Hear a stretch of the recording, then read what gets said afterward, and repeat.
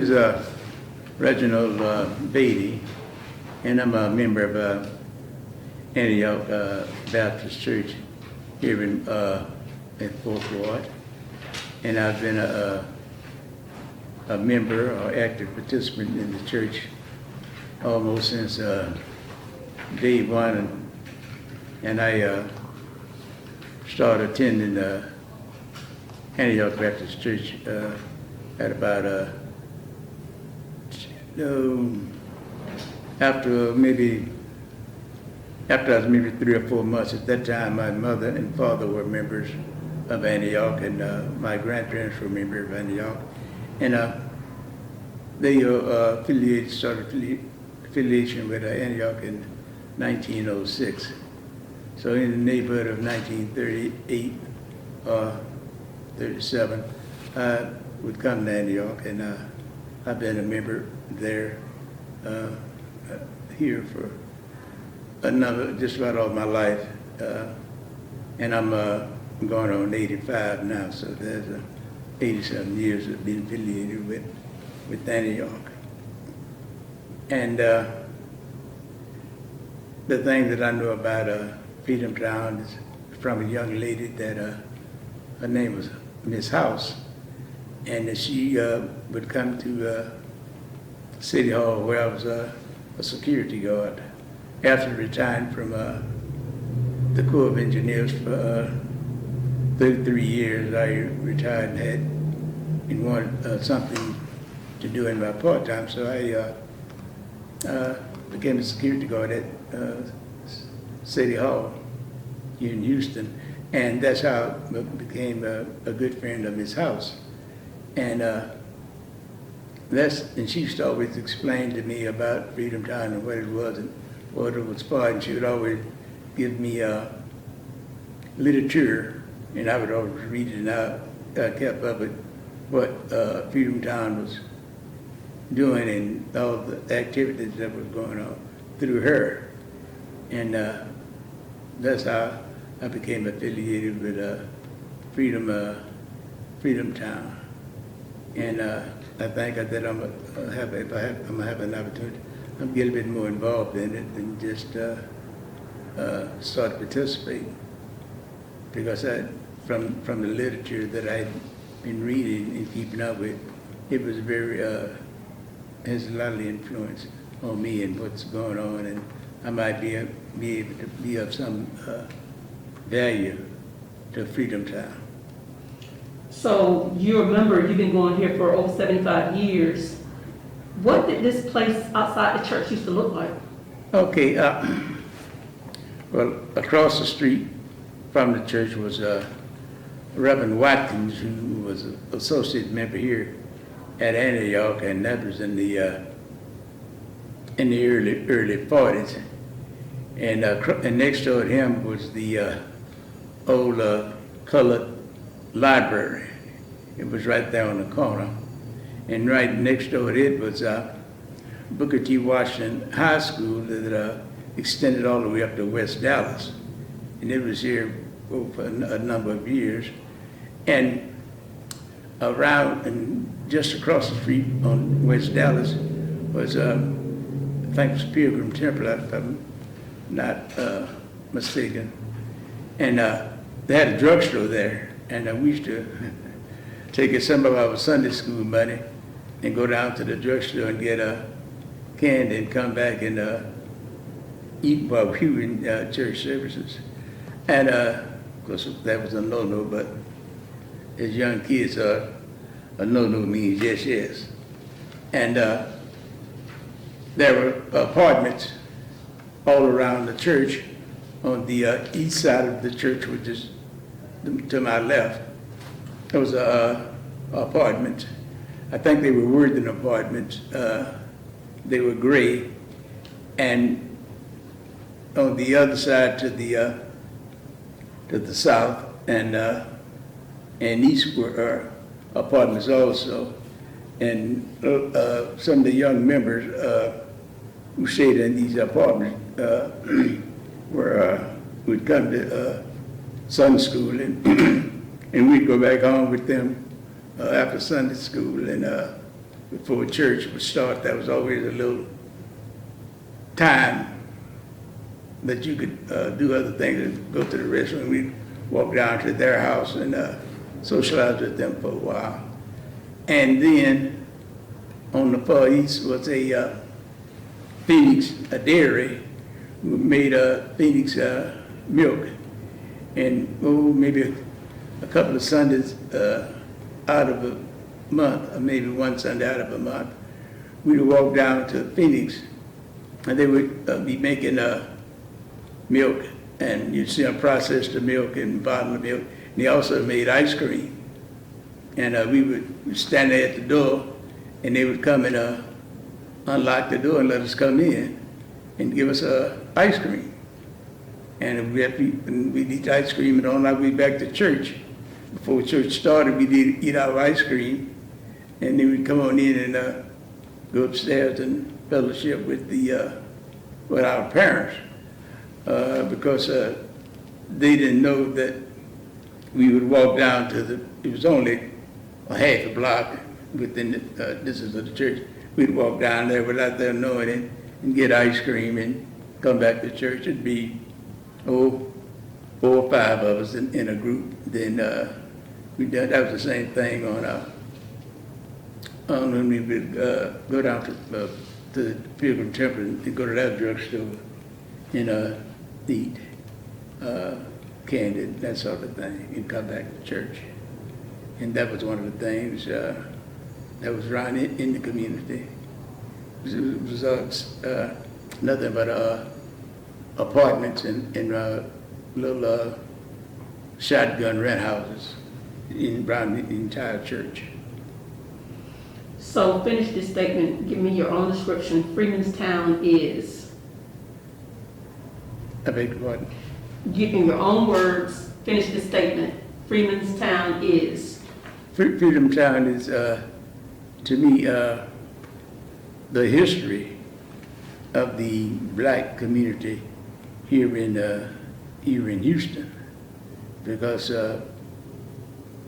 it's always been here, but here in just the past few years that I've really kind of heard or read more about it. Okay, now one more question. What is one thing about Freemanstown that you think everyone should know? I said everyone should know about Freedomtown. It's what Freedomtown, one of the functions of Freedomtown, and it has the black history of the community. And one thing that I can say about the black community before we had integration, everything was black. We had all our black stores, we had all our black businesses, we had everything that was in the black community. And once we got integrated, then that seemed to destroy a lot of the businesses. Then they came in with the freeways came through 45 and I-10, and it just divided the black community in half. And there's one thing that was about the freeway coming through the black community. You could not enter the freeway in some of the black areas. It seemed to me like the freeways would be, when they come through the black area, they would be above ground. You couldn't get on the freeways. And it seemed to me like they were just bringing people from in the rural areas into downtown. And of course, I didn't think that was right, but that's the way it was during those years. So kind of tell me about your parents real quick, like your mom, your dad, like where did they come from? Where did you come from? Okay, my mother died when I was about 4 years old, and then my grandmother and grandfather raised me and my brother, and we were educated there my brother went to Jack Eats, and my father remarried, and then we moved to Fifth Ward, and I went to finish from Phyllis Wheatley, and I lived in Third Ward for a while. I lived in Fifth Ward for a while, and I came to Fourth Ward for church services.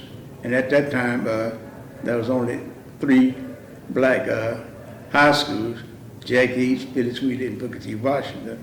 And by living here in the church in Fourth Ward, I knew most of the kids that went to Washington. I knew a lot of the kids that went to Jack Eats, and I went to Phyllis Wheatley.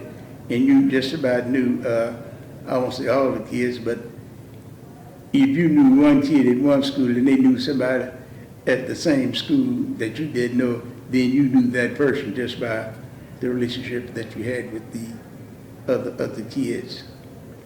Another part of my history is that the church, Antioch Church, gave me a partial scholarship to go to Prairie View, and I attended Prairie View and got my bachelor's degree in engineering. And after I finished from Prairie View, I went to Tulsa, Oklahoma, where I worked for the Corps of Engineers. And after that, it was kind of a prejudiced area. I was the first black to work there. Then I decided to move to Kansas City, where it was a little bit better, but there's one thing about it. Here in the segregated South of Houston, you knew where you stood with the other races. And there in Kansas City, everybody tried to hide it, but you knew first of all, in neither one of the places they wanted me there in the first place, but that was a job that I had to endure with it. And one thing about going to Prairie View as an all-black school, they taught you how to discipline yourself and how to do your job and stay focused on what you were doing. And one thing about living in those areas, they always had to have a little bit more education, and fine was okay with me. And so I ended up getting advanced degrees from Oklahoma State University, University of Missouri, University of Kansas, and USC. And all of these were schools that the government sent me to so I could be further educated, is what they were saying. But they just didn't want me there. The thing of it was that they had a black person in the organization, but he was somewhere in training, and that as far as the records were concerned, you were on roll at the site, but actually you were off from school somewhere, which actually kind of backfired on in later years, because when they started offering other jobs, I was the most educated person there, and they finally saw what had happened when they attempted to put me in positions offering jobs where I'd be deadlocked in an area that I didn't necessarily like. And I had a real good friend of mine, a lady friend, who had experienced the same thing. She was in real estate, and she actually had a real estate company. And as an inner employment, she started working for the government. And as a result, they made her a supervisor and got her deadlocked into her slot. And she told me, whatever you do, Reginald, don't become a supervisor, because you're going to be locked in. You're not going to be doing the things you want. You're going to be supervising people, listen to people's gripes and things of this nature, and try to keep them online, which they didn't really want you to tell them how to run their life or how to do their job. But that was a part. They said she was kind of sorry she ever got in that position, because she was not in real estate like she wanted to be. She was more or less in personnel. And so I'd apply for the positions, and I'd always mess their scheduling up because they'd want to have something for the good old boy. And I'd be sitting there right there, and the good old boy couldn't get that because I had the first right. And a lot of times I'd turn it down just to block their procedure. Then they had to go back out and start the procedure all over again and try to get someone else. And that's what I was with.